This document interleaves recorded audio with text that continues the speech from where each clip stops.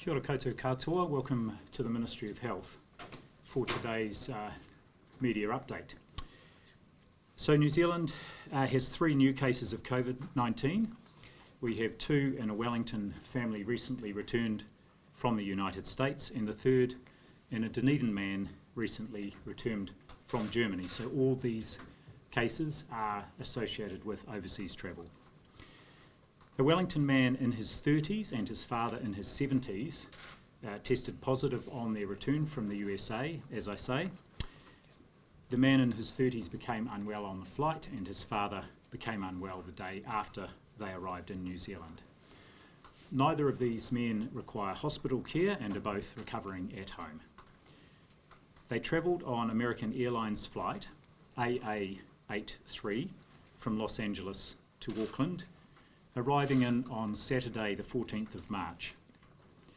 The relevant seats they were in on that flight are seats 4A and 10H. They then travelled to Wellington on Air New Zealand flight NZ419 that same day, and they were in seat numbers 1B and 1C. Now, contact tracing on flights covers now the 2 seats in all directions, to the front, to the back, to the side, and diagonally if relevant. This is supported by current evidence and is in line with the approach taken by the European Centres for Disease Prevention and Control. So the Public Health Unit and Healthline have been contacting those close contacts on those flights. I have given the seat numbers, and they will be in the media release. So they have either contacted or are in the process of contacting people who are in the areas around those seats. If you haven't heard and you are wondering if you are a close contact, then you are welcome to call Healthline. Others on the flight sitting much more distant from those seats, and in particular on the international flight, the 2 seats are in business class and premium economy, so people in economy class are merely considered casual contacts, as are others on the Air New Zealand flight who are seated away from the front row. There is no need for those casual contacts to call Healthline. The information about symptoms of COVID-19 to look out for are available on our website. However, you will expect a call from Healthline just to check that you are aware of that information at some point. So the further case, the 3rd case I'm talking about today, of the Dunedin man in his 40s, recently returned from Germany, was confirmed just this morning. It was 5 days after the man returned to New Zealand when he began to show symptoms. So contact tracing is not required for people on the flights that he was on. He had been in New Zealand for longer than 72 hours before he developed symptoms. Now, 2 family members who have symptoms are currently being tested and are in self-isolation. The man himself has mild flu-like symptoms and is also at home in self-isolation. One of the 2 family members with symptoms who is currently being tested is a student at Logan Park High School in Dunedin. The student is now in self-isolation at home, as I said. The school is working with both education staff and public health officials. Obviously, we are all very interested to see the outcome of that test, because the action that the school takes next will depend on the outcome. Our advice to the school is that if the test result is positive, the school is closed for the next 48 hours while close contacts are traced and put into self-isolation, and all casual contacts, staff and students, are given information about what to do if they become unwell. The school would be carefully cleaned before reopening. This is the approach that has been taken in other jurisdictions, in particular Australia. So, as I've said in the past, we are expecting more sporadic cases of COVID-19. These cases, all our cases to date, are associated with international travel. And as over the last 2 weeks we have seen a big increase in the number of countries overseas with cases, we will expect more travellers returning to New Zealand to present with symptoms of COVID-19, and they will be tested. As you know, since midnight Sunday, all people travelling to New Zealand are required to go into 14 days of self-isolation. So that will be very helpful in us managing any potential onward transmission of any people who have travelled from overseas and who may have COVID-19, and therefore presenting further community spread. At the WHO media briefing overnight, the WHO Director General Tedros reinforced that all countries must take a comprehensive approach, and he describes the most effective way to prevent infections and save lives is by breaking the chains of transmission by testing and isolating, and this of course is exactly what New Zealand is doing at the moment. As he says, if they test positive, isolate them, find out who they have been in close contact with up to 2 days before they develop symptoms, and test those people too if they become symptomatic. New Zealand has no barrier from cost to testing, including there being no cost to individuals for the test itself, nor is there a constraint on capacity, as you've heard the Prime Minister say earlier. However, we also need to ensure that the right people are tested. That is to say, people with a history of recent overseas travel or of contact with a probable, possible or suspected case, and who have symptoms suggestive of COVID-19. Our microbiology laboratory network met yesterday by teleconference, convened by the Ministry's Chief Medical Officer, Dr Andrew Simpson, to ensure that our labs are taking a national and coordinated approach to underpin and support our overall response. Now, both Healthline and the Government Call Centre faced extreme pressure yesterday, with 7 times the usual number of calls from the same time last year. They answered more than 7,000 calls. That's the number they answered. We have a graph that shows the huge spike in demand yesterday, with over 24,000 people trying to contact Healthline.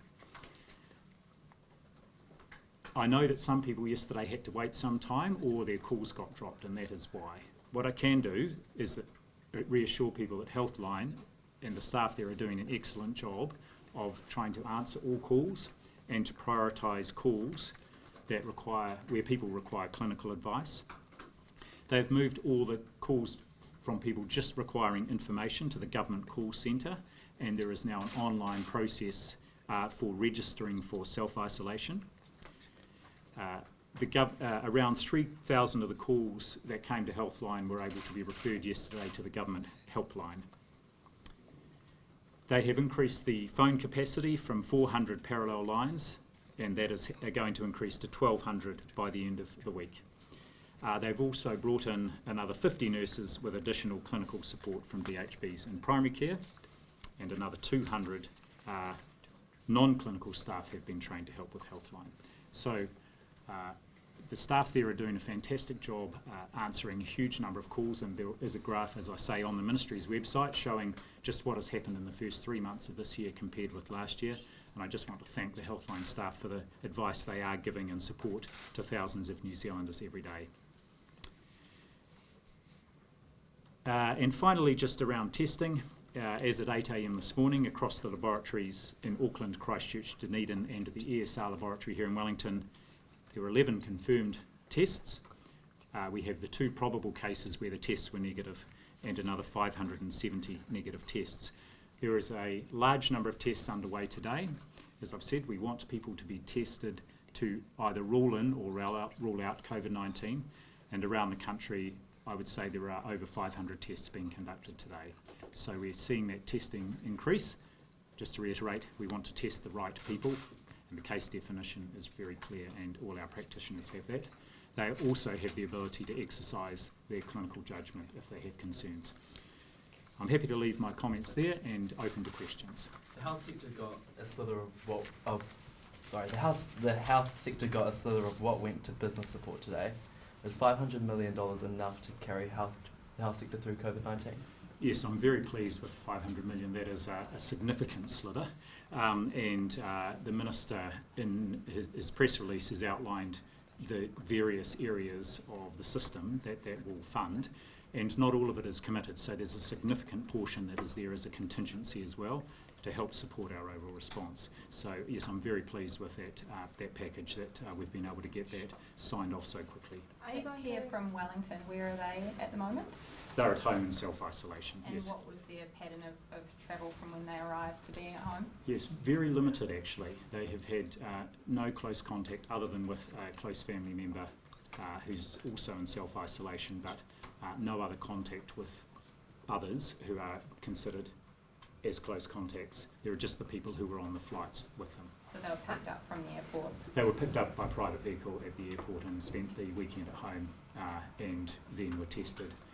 And I should also say that they called ahead to the emergency department so that the emergency department staff were able to wear appropriate PPE and not put themselves at risk. So again, a great example of people following the advice, and that really just does reduce the risk not only to health staff but to other New Zealanders. Are you going to start testing people that don't show symptoms? We've seen a British actor say he doesn't feel like he's sick, and he's confirmed positive. When do you start testing people that aren't showing symptoms?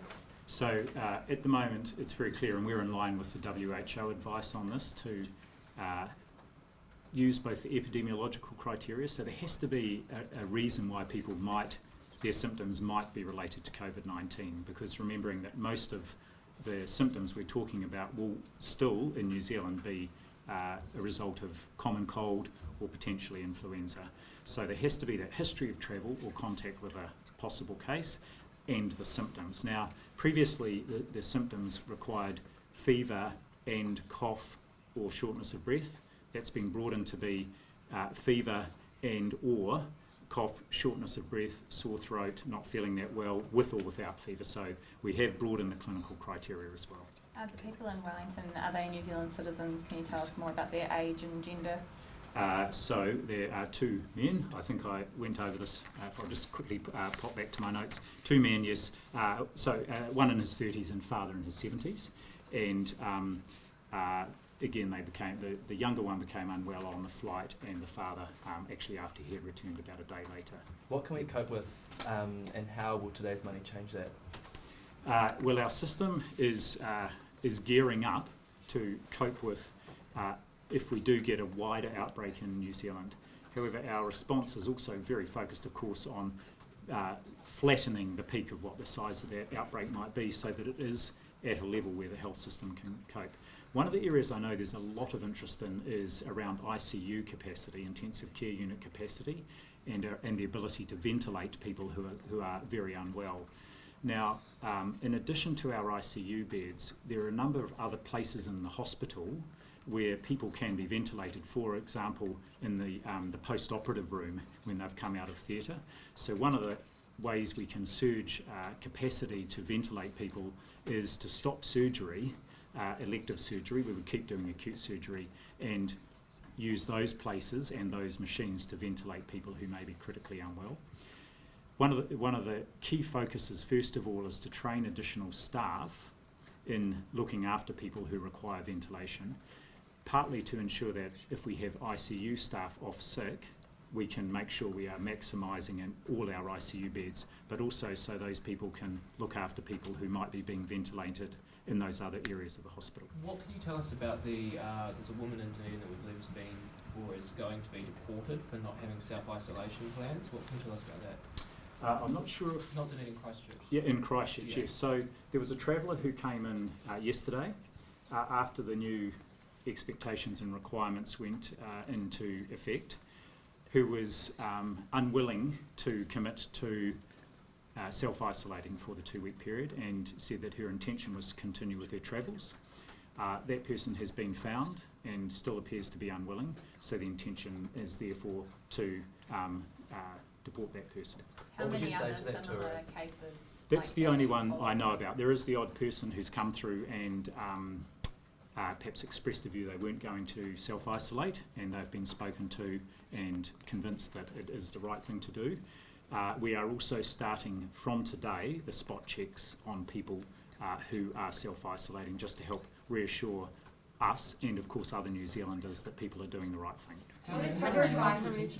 How did she come to attention? Yeah. Because she's now we have health staff at the border before the immigration and customs desks, and they are looking at the health declaration of every person coming in and quizzing them about their plans for self-isolation. And if they are not convinced that the person has concrete plans, or if the person is objecting to self-isolation, then they can refer those people. We have either police staff or customs officials there who can make a decision about whether that person gets let into the country in the first place. And what is your advice for people who are made aware of travellers who aren't going to self-isolate? What can those people do in that situation? Well, I think one of the things they can do is, if it's at the airport, they can make customs officials or the health staff aware of that. And again, usually people, after a discussion about why the requirement is there and what the expectations are willing to comply, and of course we can support that with our spot check activities.